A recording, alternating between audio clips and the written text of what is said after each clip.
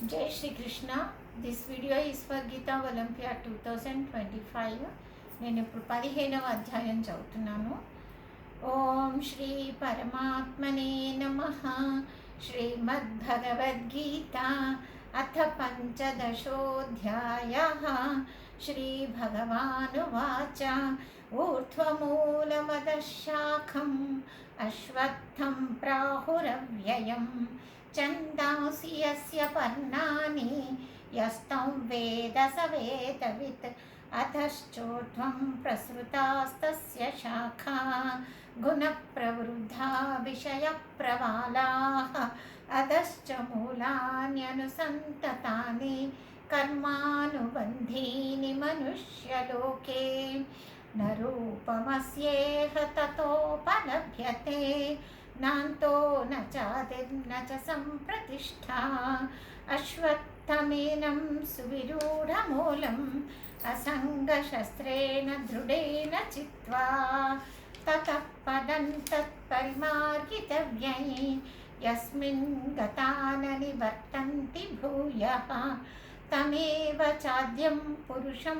ప్రపద్యే యతః ప్రవృత్తి ప్రసృతా పురాణి నిర్మాణమోహాజితసంగదోషా అధ్యాత్మనిత్యా వినివృత్తకామాః ద్వంద్వైర్విముక్తాः సుఖదుఃఖసంజ్ఞైర్గచ్చన్త్యమూఢాः పదమవ్యయం తత్ న తద్భాసయతే సూర్యో న శశాంకో న పావకः యద్గత్వా న నివర్తంతే తద్ధామ పరమం మమ మమైవాంశో జీవలోకే జీవభూతः సనాతనः మనఃషష్టానీంద్రియాణి ప్రకృతిస్థాని కర్షతి శరీరం యదవాప్నోతి యచ్చాప్యుత్క్రామतीश्वरः గృహీత్యైతాని సంయాతి వాయుర్గంధాని వాశయాత్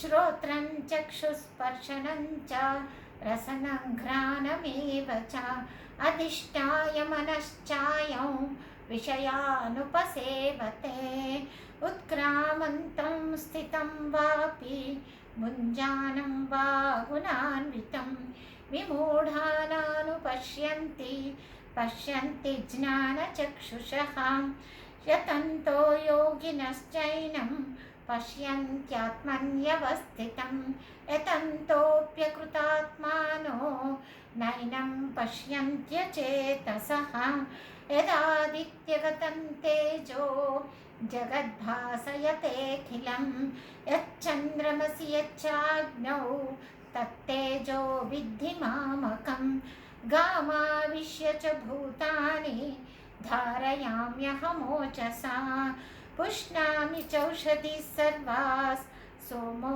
భూత్వా రసాత్మకః అహం వైశ్వానరో భూత్వా ప్రాణినాం దేహమాశ్రితః ప్రాణాపానసమాయుక్తః పచామ్యన్నం చతుర్విధం సర్వస్య చాహం హృది సన్నివిష్టో మత్తస్మృతిర్జ్ఞానమపోహనం చ వేదైశ్చ సర్వైరహమేవ వేద్యో వేదాంతకృద్వేదవిదేవ చాహం ద్వావిమౌ పురుషో లోకే క్షరక్షాక్షర ఏవ చ అక్షరः సర్వాణి భూతాని కూటస్థోక్షర ఉచ్యతే ఉత్తమః పురుషస్త్వన్యః పరమాత్మేత్యుదాహృతः యో లోకత్రయమావిశ్య బిభర్త్యవ్యయ ఈశ్వరः యస్మాక్షరమతీతోऽహం అక్షరాదపి చోత్తమः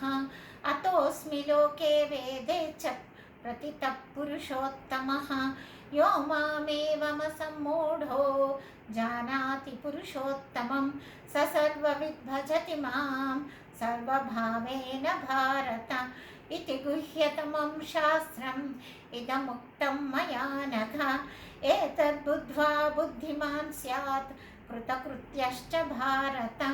ఓం తత్సదితి శ్రీమద్భగవద్గీతాసు ఉపనిషత్సు బ్రహ్మ విద్యాయాం योगशास्त्रे श्रीकृष्णार्जुन संवादे पुरुषोत्तमयोगो नाम पञ्चदशोऽध्यायः। ॐ श्रीकृष्णार्पणमस्तु।